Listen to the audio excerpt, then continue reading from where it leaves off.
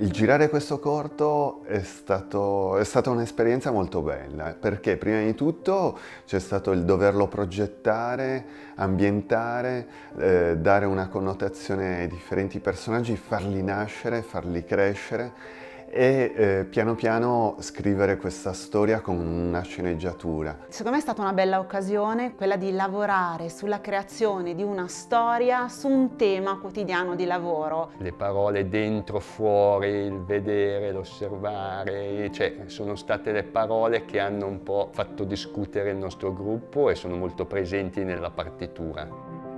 Ognuno di noi ha scelto dei ruoli in base un po' alle capacità, in base a quello che ognuno di noi voleva sperimentare. Avevo un ruolo preciso che era quello della costumista e della truccatrice. Personalmente ho scelto di occuparmi della scenografia. Mi ha fatto un po' pensare a quanto nel lavoro educativo sia fondamentale stare attenti, rendersi conto di tutti i dettagli che circondano la scena educativa. La parte che ho recitato era una parte, non corrisponde molto a quello che mi capita. Sono lavorativamente un po' peggio di così, no?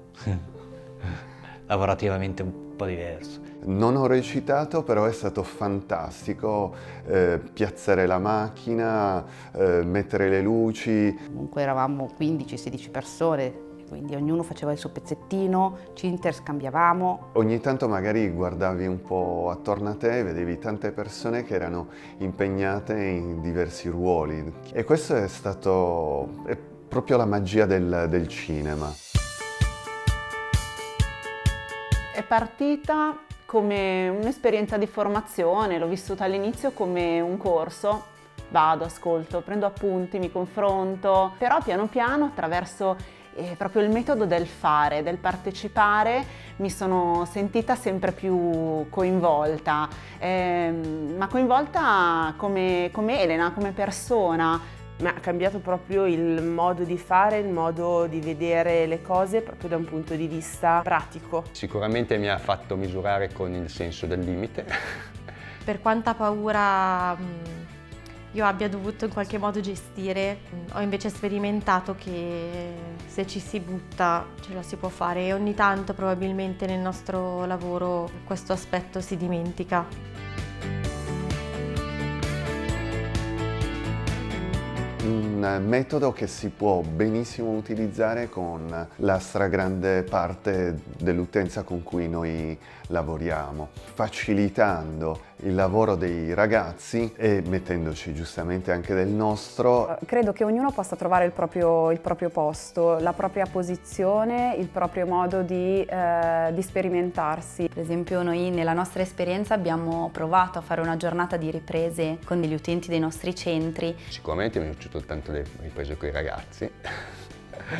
Ho sentito la vera inclusione sociale, ho sentito che io non ero un'educatrice, non stavo lavorando, stavo facendo insieme a loro un film. Ed è stato bellissimo proprio perché non si capiva più dove finivamo noi e dove iniziavano loro.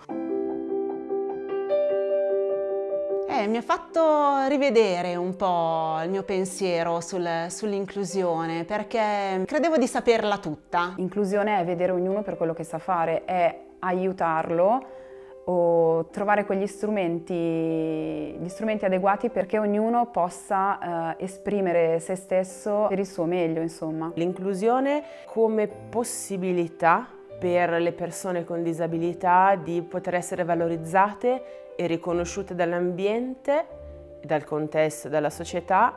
Poi quando realmente c'è da lavorare insieme per creare vera inclusione sociale non avviene, non si ha ancora la capacità di vedere la forza della disabilità, la forza della diversità.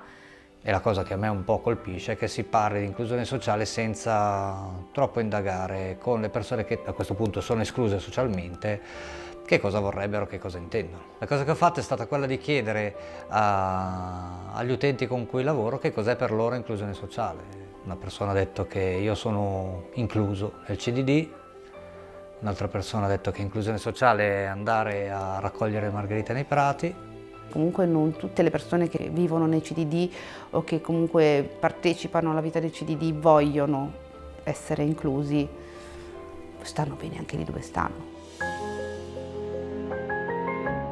Il ruolo dell'educatore secondo me è molto cambiato negli ultimi anni, dovrebbe dirigersi nella direzione di allargare il proprio raggio di intervento da quello che viene definito solitamente utente, parola che non è particolarmente gradita, dall'utente all'esterno, al contesto. Il nostro compito, essendo educatori, è quello non solo di educare i nostri utenti verso la società, ma anche la società verso di loro. Il tema dell'inclusione nel film è stato trattato come un vedere o non vedere. Sentirsi invisibile per una persona credo sia la cosa peggiore che possa esserci. L'essere umano ha bisogno di essere visto e di sentirsi visto.